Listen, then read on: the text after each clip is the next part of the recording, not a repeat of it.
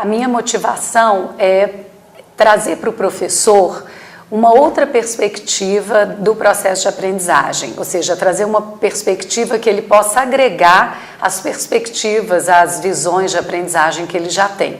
E é a visão de como é que é o processo de aprendizagem do ponto de vista neurobiológico, como é que o sistema nervoso funciona durante o processo de aprendizagem.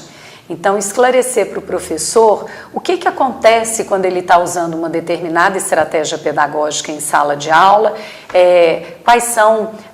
qual é o impacto, a influência que isso causa nos neurônios, no grupo de neurônios, na rede neural que constitui o nosso cérebro, por que, por exemplo, uma pessoa não consegue prestar atenção em duas coisas ao mesmo tempo, ele entender do ponto de vista biológico por que um celular no bolso de um aluno pode perturbar a compreensão que o aluno tem daquela sala de aula, daquilo que está sendo apresentado durante a aula, entender por que punir o aluno não é bom para o processo de aprendizagem, que é importante que o aluno perceba que o esforço que ele está desempenhando na escola está dando algum resultado, o professor entender por que exercício, recuperação, reevocação de conteúdos é imprescindível para o processo de aprendizagem.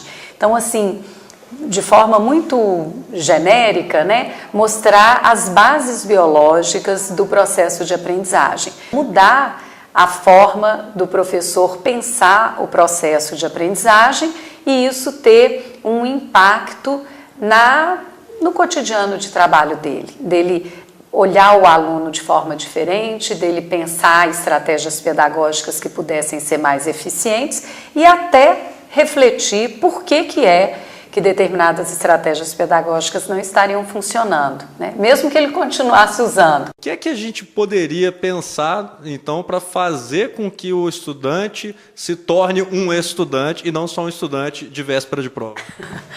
É o seguinte, o nosso cérebro, ele se desenvolveu durante a evolução com essa propriedade, com essa capacidade de aprender coisas diferentes, assim, aprender novos comportamentos.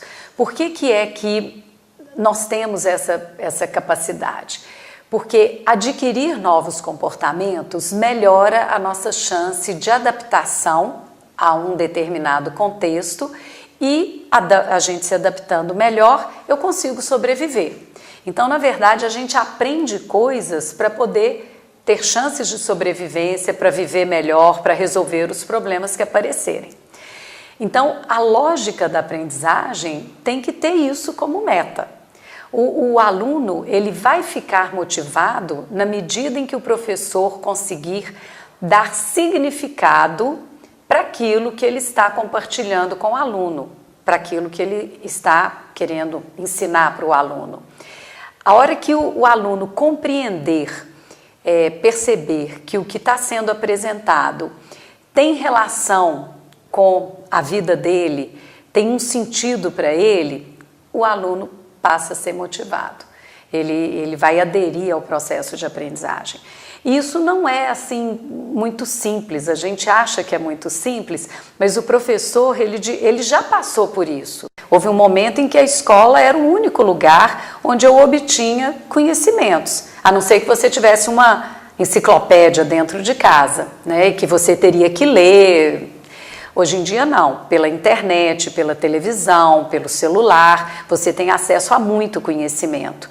Às vezes há mais conhecimento do que a escola te propicia e até conhecimentos que são mais úteis para o seu dia a dia. E aí, se o cérebro funciona com a intenção de nos ajudar a resolver nossos problemas, de adaptar a gente melhor ao ambiente, é claro que esse aluno vai ficar mais motivado para os assuntos, para os conteúdos que são relacionados à vida dele. E nem sempre o professor consegue fazer isso. É um desafio grande para o professor. Eu não estou dizendo que o professor tem que ensinar aquilo que o aluno quer. O professor tem que descobrir uma forma do aluno compreender e dar significado para aquilo que ele está apresentando. Isso, de algum modo, serve até como confirmação neurobiológica, não sei, de trabalhos como do Paulo Freire. Exato, ou seja, uma contribuição que a neurociência tem trazido, e eu quero deixar muito claro que a neurociência não traz uma educação nova, um novo jeito de aprender, não é nada disso. O nosso cérebro aprende da mesma forma que aprendia há anos passados. Mas na medida em que a gente entende o funcionamento cerebral, a gente compreende melhor algumas teorias da educação, né? Então, Piaget, Vygotsky, Paulo Freire, Vallon, eles têm conceitos, né, e discutem aspectos da educação que boa parte deles tem respaldo da neurociência. Outros, eles podem ser até criticados e podem ser reelaborados com base nos conhecimentos que a gente tem da psicologia cognitiva, de como o cérebro funciona. Isso acontece em toda teoria. Nenhuma teoria é 100% exata, né? Então, quando, por exemplo, um aluno de pedagogia, se ele tivesse oportunidade de entender as bases do funcionamento cerebral e ler também esses teóricos, ele vai começar a fazer um diálogo entre os teóricos da educação e as bases neuropsicológicas ou neurobiológicas da aprendizagem. Eu acho que isso tem um proveito grande. Com respeito à questão da neurociência que vem se desenvolvendo, né, a senhora como pesquisadora na área, a gente percebe que existe muito confronto entre questões filosóficas, filosofia da mente. Como é que fica esse confronto aí da filosofia com a neurociência? É o seguinte, eu acho que nós estamos numa época que as várias áreas do conhecimento, elas têm que começar a dialogar entre elas. Nós não podemos cair no erro de achar que a neurociência ela vai desbancar, por exemplo, teorias da filosofia, da educação, do direito, da economia, mas na medida em que essas áreas estudam ou abordam o comportamento humano, existem conhecimentos sobre o comportamento humano que podem sim fazer algumas modificações, né, nessas outras áreas que são mais voltadas para humanas, mas que na verdade quando você estuda algo humano, você está estudando comportamento. Então a sua pergunta, ela é provocativa mesmo, né? E ela é complicada de ser respondida.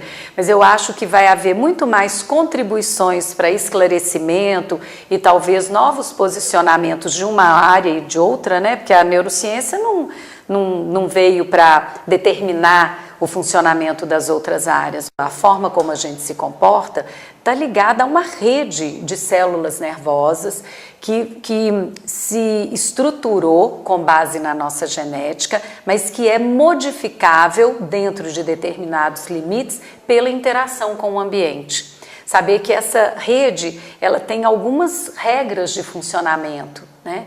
Saber que as conexões entre as células nervosas, elas podem ser reforçadas, o que significa que eu vou ter memória sobre aquelas experiências, sobre aqueles conteúdos, mas elas também podem ser desfeitas, desbastadas, ou seja, isso significa os nossos esquecimentos. Aquilo que eu memorizo, aquilo que eu mantenho como comportamento que eu vou levar para a minha vida, é uma memória baseada nas entradas que eu tive, nos estímulos que eu tive e que permanecem mantendo aquelas redes neurais em funcionamento. Se eu deixo de ativar aquelas redes, eu perco aquele comportamento, ou então boa parte daquele comportamento. A outra questão é que não existe aprendizagem se você não tem revocação da experiência que você teve. Ou seja, eu estou te explicando algumas coisas sobre neurociência, se você não ficar pensando nisso, ler de novo, recontar para alguém, isso não vai ficar no seu cérebro, não vai ser transformado em memória. Então, é preciso entender que você vai ter gasto de energia, de tempo, de dedicação para a tarefa de aprender. Então, se você não está interessado em se tornar um profissional melhor. E você se tornaria melhor se você tivesse aquele conhecimento, aquela experiência que uma escola, uma universidade gostaria de, né, que está te provendo, está te oferecendo. Você tem que repensar qual que é a sua opção. É claro que existe uma diferença do aprendiz que está na educação básica e do aprendiz que está no ensino superior. No ensino superior espera-se que aquele indivíduo esteja ali porque ele tem interesse em se tornar uma pessoa melhor, mais habilitada, com mais competências para determinadas tarefas. O estudante universitário ele precisa se orgulhar de ser melhor do que ele era anteriormente. E ele precisa ter isso como meta. E não ter como meta passar na disciplina ou se formar. Ele precisa, ao se formar, dizer: eu sou muito melhor, eu sei muito mais, eu sou muito mais competente e consigo resolver muito mais problemas do que eu conseguia anteriormente. Na minha opinião, nem todas as pessoas têm necessariamente esse objetivo. Eles podem ter outros objetivos na vida e isso demanda uma reflexão de opções que você quer fazer. Agora, a questão da educação básica é uma responsabilidade das pessoas dos pais, do governo, etc., de dar condições àquela população de ter habilidades suficientes para que eles possam se transformar num cidadão, por exemplo, né, que possa exercer seus direitos, cumprir seus deveres, ter uma boa interação social. E se é uma cultura que tem escrita, que aquele indivíduo possa aprender a ler e escrever, porque isso traz vantagens de adaptação e sobrevivência.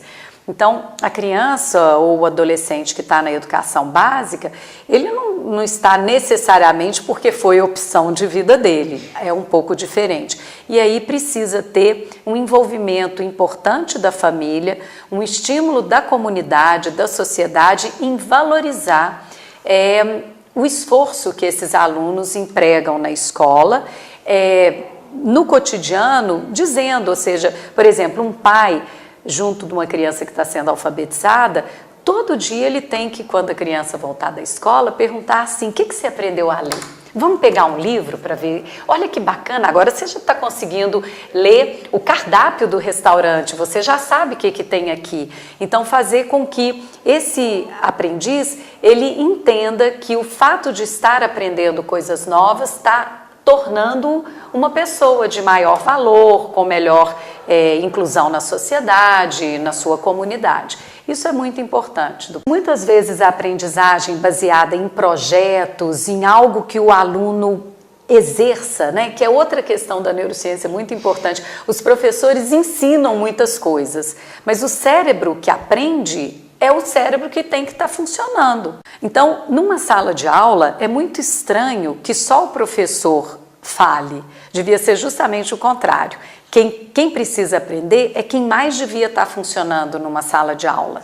O professor deveria ser só um mediador, um orientador.